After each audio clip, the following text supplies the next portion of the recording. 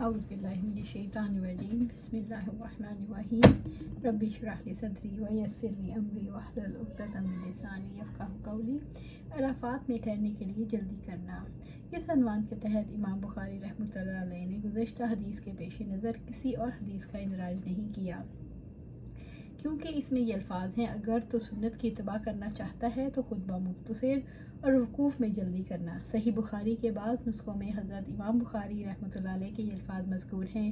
اس عنوان کے تحت وہی حدیث لکھنے کا پروگرام تھا جسے امام مالک نے امام ابن شہاب زہری سے بیان کیا، لیکن میں چاہتا ہوں کہ اس کتاب میں وہی حدیث لاؤں جو بلا فائدہ مقرر نہ ہو۔ اس عبارت سے واضح ہوتا ہے کہ صحیح بخاری میں کوئی حدیث مقرر نہیں۔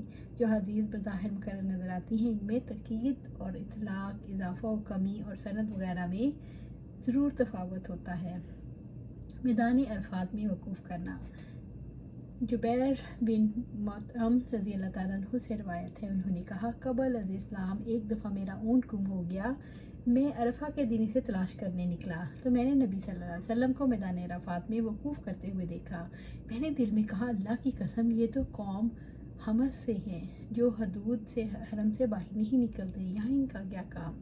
حضرت عروہ بن زبیر سے روایت ہے کہ دورہ جاہلیت میں حمص کے علاوہ دوسرے لوگ بیت اللہ کا ننگے طواف کرتے تھے۔ حمص سے مراد قریش اور اس کی اولاد ہے۔ قریش نیکی سمجھ کر لوگوں کو کپڑے دیتے، مرد کو کپڑے دیتا، ان میں طواف کرتا، اور عورت کو کپڑے دیتی، وہ ان میں طواف کرتی۔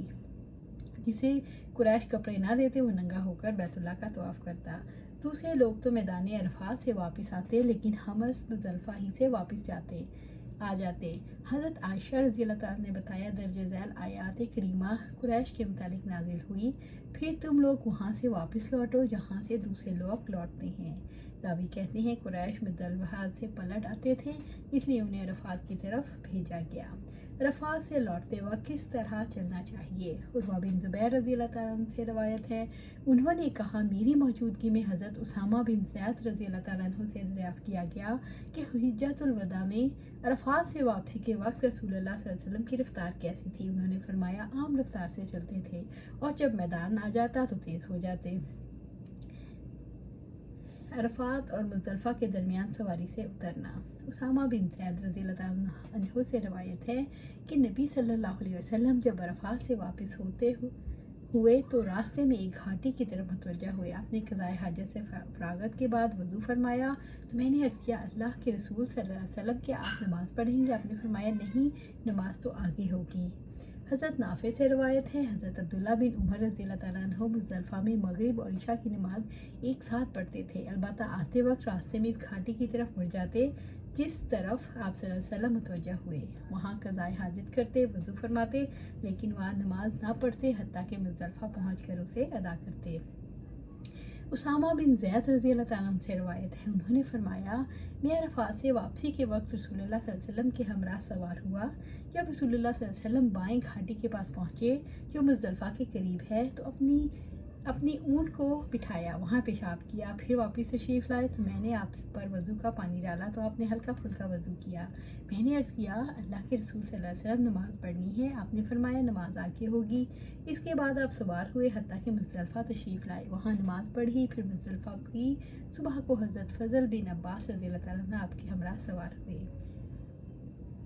عرفات سے لوٹتے وقت نبی صلی اللہ علیہ وسلم کا سکون اور اطمینان کی تلقین کرنا اور کوڑے سے اشارہ فرمانا۔ ابن عباس رضی اللہ تعالیٰ عنہ سے روایت ہے، وہ نبی صلی اللہ علیہ وسلم کے ہمراہ عرفہ کے دن واپس ہوئے تو نبی صلی اللہ علیہ وسلم نے اپنے پیچھے شروقل اور اونٹوں کو مارنے پیٹنے کی آواز سنی۔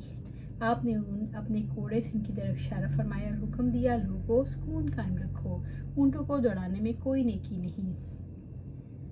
مزدلفہ میں 2 نمازوں کو جمع کرنا۔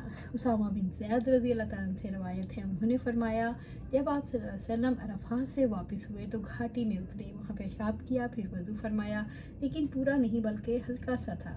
میں نے آپ سے عرض کیا، نماز پڑھنی ہے؟ آپ نے فرمایا، نماز تو آگے ہوگی۔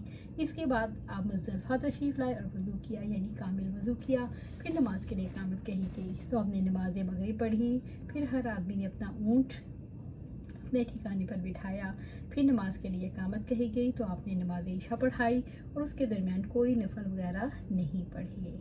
جس نے دونوں نمازوں کو جمع کرتے وقت درمیان میں نفل وغیرہ نہ پڑھے۔ عبداللہ بن عمر رضی اللہ تعالیٰ عنہ سے روایت ہے، انہوں نے فرمایا نبی صلی اللہ علیہ وسلم نے مزدلفہ میں مغرب اور عشاء کو جمع کر کے پڑھا، ان میں ہر ایک نماز کی تکبیر الگ الگ تھی، ان دونوں کے درمیان نفل نہیں پڑھے اور نہ ان میں سے کسی کے بعد نفل ہی ادا کیے۔